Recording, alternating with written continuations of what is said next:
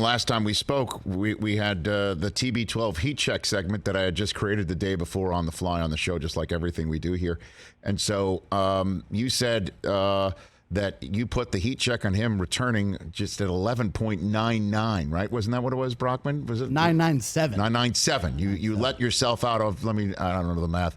What is 003? That's 3/1000. 3/1000th of a percent. That's where you're out. And then sure enough, boom, he's back. So my question for you is certainly since you were thinking maybe the Niners for him, what about the idea that the Niners are just in on Trey Lance? What do you think? Where's all this stuff coming from about the Niners looking, as you know, a hot minute? They were interested in Watson yesterday and all that business before it got refuted.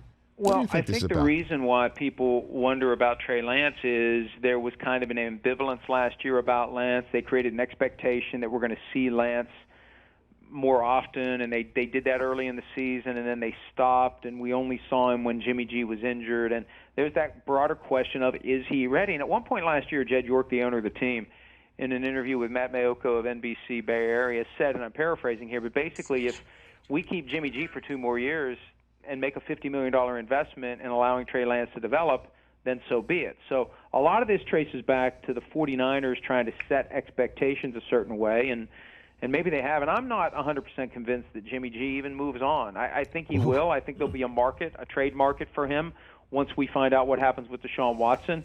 But, yeah, it could be Trey Lance as the guy. I mean, I think it was BetMGM had a lot of action on Trey Lance for their MVP prop at a pretty high odds, but they've come down some with the bets that were placed on Lance. That's kind of a surprise, a first-year starter. But we've seen, you know what? Look at the past several years. Second-year quarterbacks just come up out of nowhere and become MVP candidates. We saw it with Patrick Mahomes in 2018. We saw it with Lamar Jackson in 2019. Both won MVP. We saw Kyler Murray in 2020 have some MVP buzz. So, it's not out of the question that Lance could take the league by storm like some of these other guys have. Yeah, and Burrow made the Super Bowl last year. Yeah. Hey, you watched all the way to the end. Thanks for that. Watch more right here.